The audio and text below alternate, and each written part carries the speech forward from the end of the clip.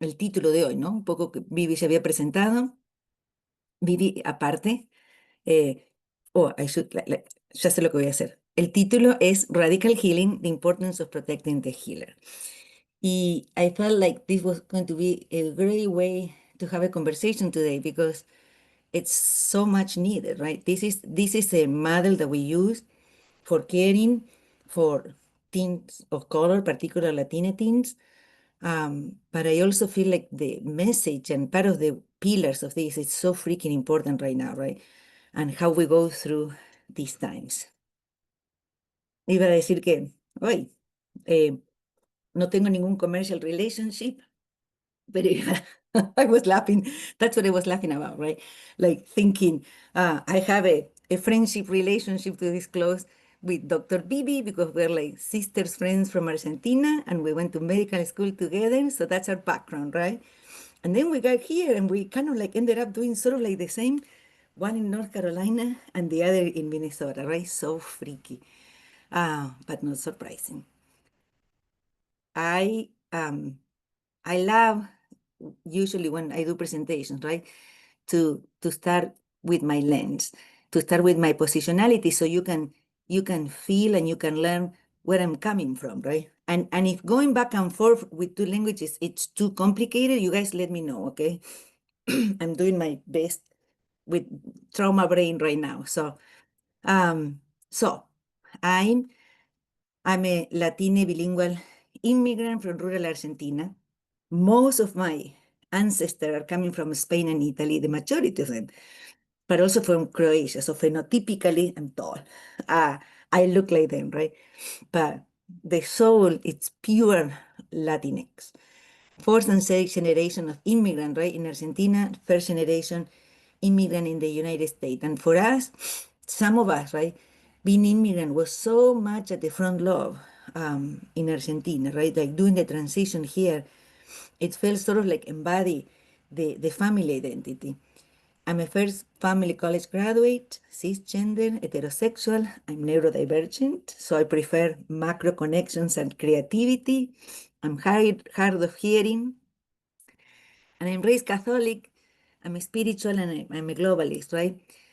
But if I have to bring some of my live experiences, and I'm pretty sure like Vivi is resonating with this, right? Growing up in Argentina and coming out of adolescenthood into young adulthood. In Argentina, it's the military government in Argentina, right? And learning about the Nunca Más, these outstanding memories, collection of stories, right? About what happened. And it's horrific, it's hard to read, but the way I feel like the lessons that we gather or the lessons that stay with us, it's the power of bystander, right? And how your voice, your witnesses, your protest, it's so important.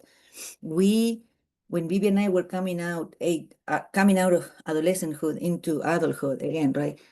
The country was wrestling with this feeling, right? Like most people were kidnapped and later on murdered and disappeared in front of everyone.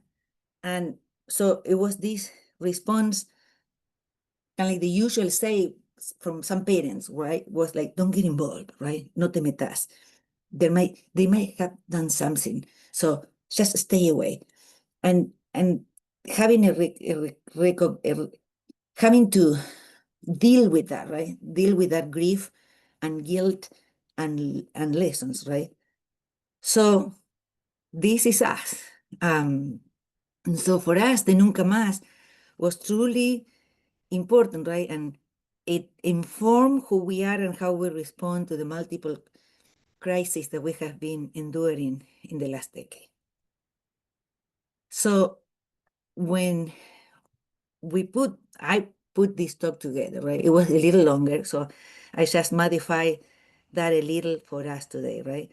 But it's starting with the why, right? And this recognition that we are on a new world order. And that's what I talk a lot about when I talk with families and teens during adolescence, right? There they are and they are becoming about realizing who they are, all their identities, and everything around identity has been cut in politics, right? Like social cultural issues right now are more important in the cultural divide around the world than economics, right? Like capitalism versus socialism. And this is super important because that's how we got trapped today, right? In this shift where who we are got to be politicized, right? And used. So with that idea, I think when I came to talk the previous time, right, we were in the middle of COVID, and I used that slide, right, like in parallel with or before getting into the pandemic of COVID, we were coming into this pandemic. I used to call it the pandemic of hate. And having all these things happening, right? Think about 2016 to 2022. And how the impact that was having in our brains, right? You feel like all those things every day, like where you opening up news and to find out something new catastrophic was happening, that it was so personal to all of us, right? And I'm going to make a parallel, right, at the end on where we are today, right? So if this sounds familiar and this speaking to you how you feel right now, it's because it does, right? And then having COVID, and then realizing that it was a syndemic, and then particularly for me, right? I think it was for the whole country, right? But particularly for me, because I live in Minneapolis, it's the murdering of George Floyd, right? And the meaning and the reaction and the counter reaction, right? So somehow here we are again, right? And I didn't put any slides, and I was reflecting today, like, Vero, you didn't put any slide about it today. And I feel like maybe on purpose, right? Maybe on purpose because it was also like too much. So here we are again into this war zone. And particularly today, right? Like we're watching what's going on in Los Angeles, right? And with raids and the government response. And I was reflecting yesterday with my husband how much PTSD, right? Looking Los Angeles right now, it triggers, right? All the things that we were feeling and having here during George Floyd, like living with curfews. It is so traumatic, right? You're getting an alarm, a pager, your children are getting an alarm, like police all around, the whole place militarized, right? So the point being today is like, how do we go through this again? How do we go through this again in a way where we protect ourselves and we maintain ourselves present and ready to create the response that we feel it's the most important for us, right? And for our community at that moment.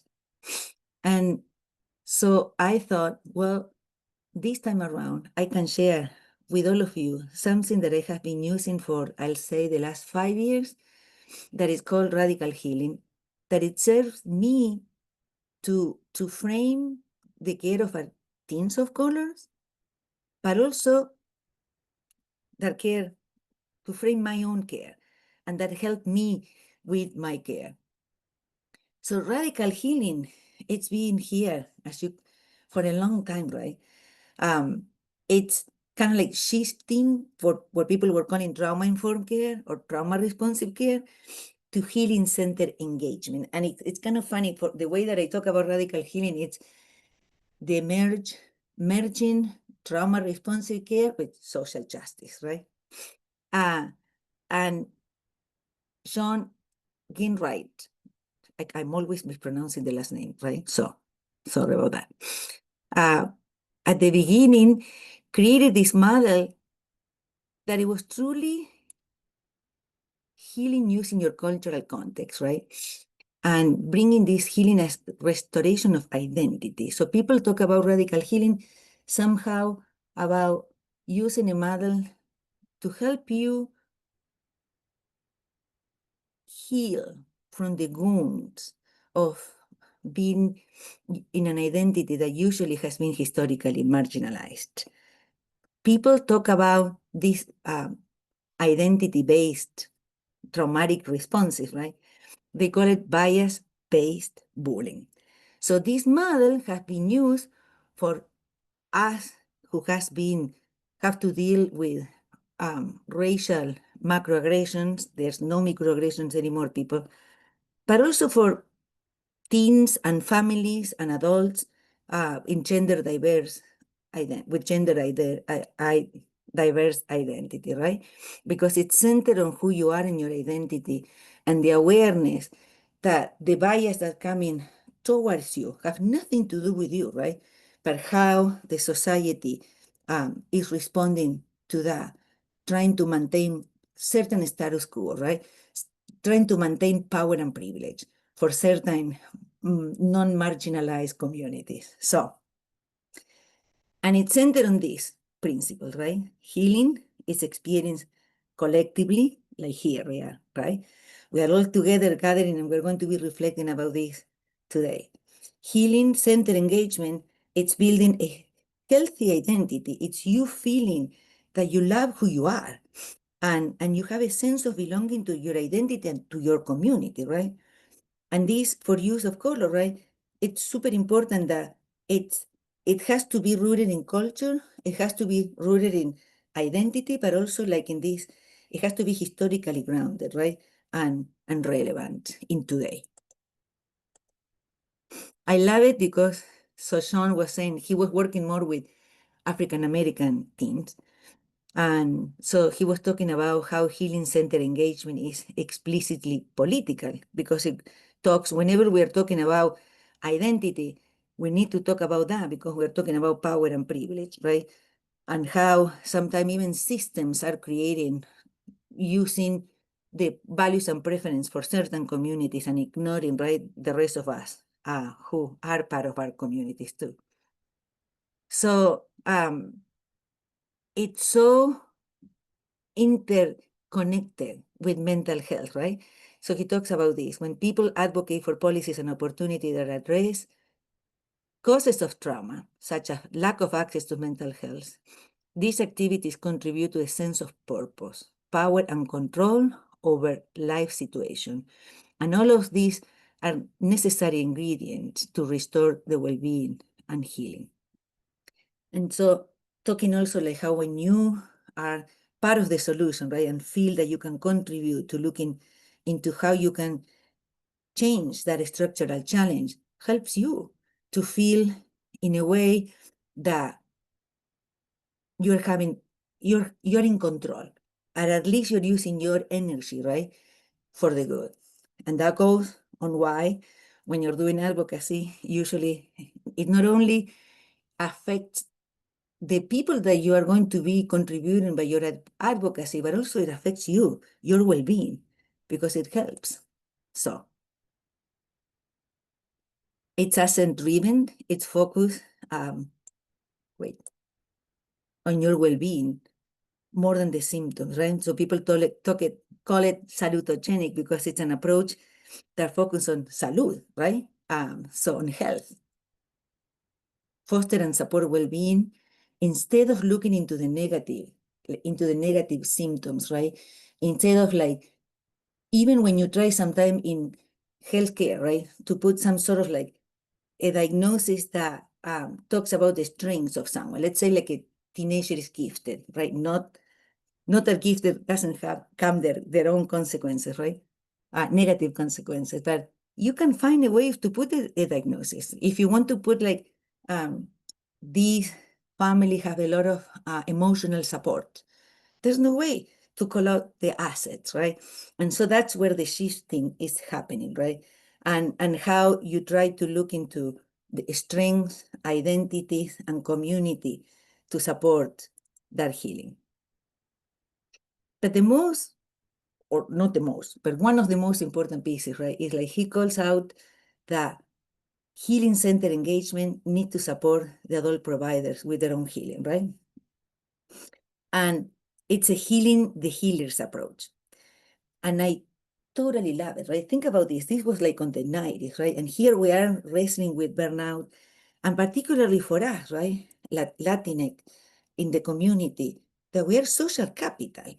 So it's not only that we want to heal and we want to put like a care for us, but also because of this importance of seeing us as the pillar, you can tell, right? Being us, being there immersed in the community with the trust that the community has for us, right? It's paramount. It's paramount, and we also thrive by seeing how our being in community support our patients be and feel that they're not alone, particularly in times like that. So having this idea, right, where we are also thinking and creating structures for us because we need to protect us as a source of, again, social capital for the community, it's crucial. So after he created this model in the 90s, right, here, so social capital, collectivism, empathy, cognitive concordant, people-centered care. I put that over there because every time that someone talks about patient-centered care, I'll call them out and I share with them, right? It's patient-centered care, but it's people-centered care because you cannot ask someone to deliver patient-centered care if you're not treating that member of your workforce, right, with the same lens. Because that creates what we call cognitive dissonance, meaning it doesn't make sense, right? Why do you want me to care for someone like this if you're not treating me like that, right? And so that's why people are talking about people-centered care, which is so not what we see on healthcare, right? And that's the shift. So then, I think it was in 2000, where it might be 20, I came across this model. And not only that, I came across one of my most amazing partners in crime, which is Dr. Brianna French, who's here in St. Thomas. And so talking to her, she put together with a group of psychologists this model, the same radical healing that Kinwright was putting together, right? But now looking at the clinical model, right? Looking at a way of being. So she called it a psychological framework of radical healing. And that's what I'm going to bring it today quickly. And then we're going to do an exercise, a mindfulness exercise for you to feel it, what they're trying to do with this model.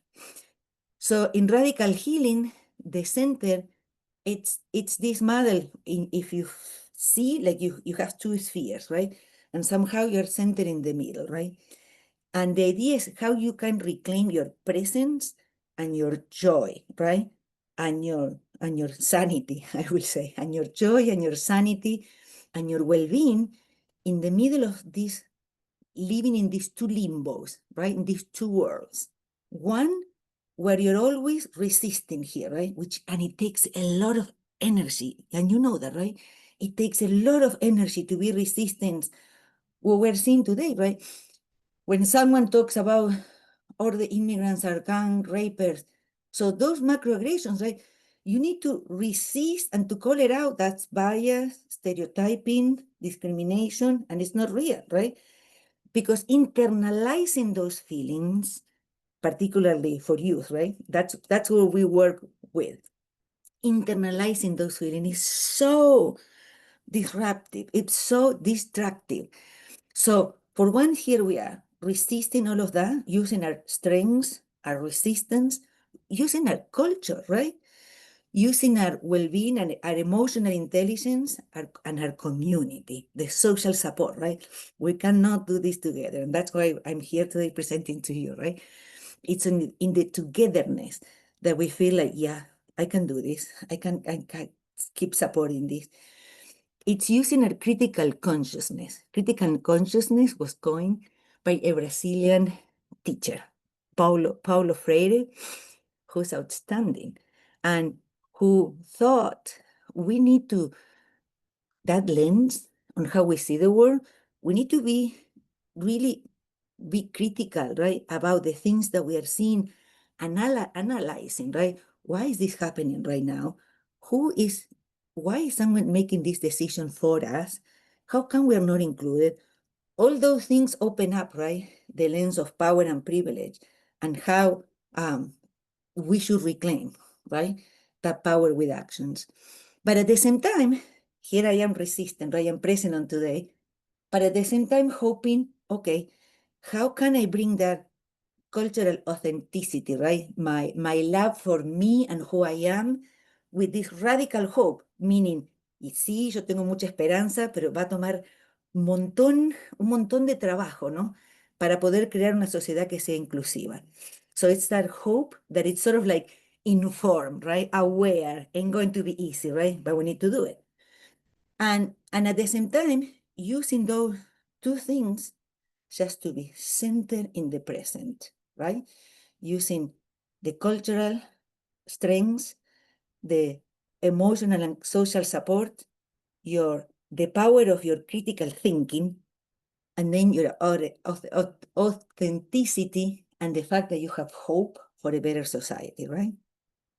And so Dr. French and this group of psychologists put this framework for radical healing for communities of color to reclaim our health and reclaim our joy. So, and when I was working with her, so we started working about how can we bring that to the clinic. My point today for you, it's like how we can use it today just for us, right? And ingrain on that sort of like mindfulness approach that it's very critical, right? It's not mindfulness like it's a different type of mindfulness, right? It's an critically aware mindfulness. But the point being, it's like, how can we protect ourselves for what's going on with our bodies and our brain when we are watching and seeing and living in the middle of the things that we are living today, right? Where our own identities at the center of politics and attack. If I have chosen an image, I will bring one from the New York Times who have like a Latino woman like smashed into the floor when she's being handcuffed. And it gives you all kind of trauma responsive, triggering trauma responses that you don't want to get, right? But here we are. It's daily, right?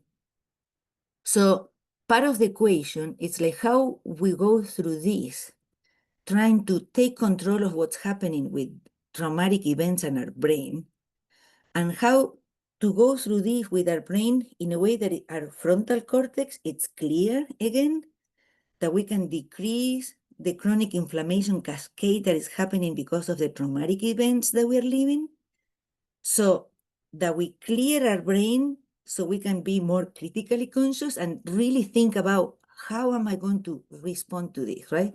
Is it better for me just to care of myself? And that's enough. And that's enough. Or do I have the strength today to use my extra strength to create some change? And that is totally your decision, right?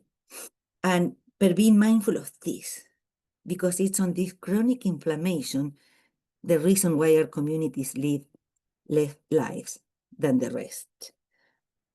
So this is what it's all about, right? And so when I was working through this, I found this all together. And if someone can, I think there's an audiobook for this, I think. But the paper book is so inexpensive. But I want to share this with you because it helped me. It helped me going through both COVID, the pandemic of hate, the pandemic of virus, and now this reliving pandemic of hate #1, right? And it's called Mindful of Race. And it's this amazing, Ruth King is an African-American coach and healer. But it's, to me, the best way to express what the radical healing, that mindfulness model, it's trying to give to us. So she comes from this framework, right? That she wants to bring, I use this in the hospital, right? Medicine is so hierarchical, and medicine, it's so much policing. And we talk all the time about a culture of safety. And I talk about it's a culture of care and safety. And in a way, it's kind of like bringing all these things together, right? This idea like of interdependence, that somehow it's so foreign, right, for us. When we talk about interdependence, we go like piece of cake, right? But when you talk with other communities, it's not so clear, right? The practice of remembering that we're part of something larger than an individual self, a karmic wave of humanity, and what we do has an impact. Bringing compassion, listen to this. The practice of compassion, it's a weapon of mass healing. That's her, right? Not me. And harmlessness. The practice of not harming in body, speech, and mind is essential for respect and safety. So with all of this, one of the things that she created a amazing, she created this, an exercise, a 10-minute mindfulness exercise.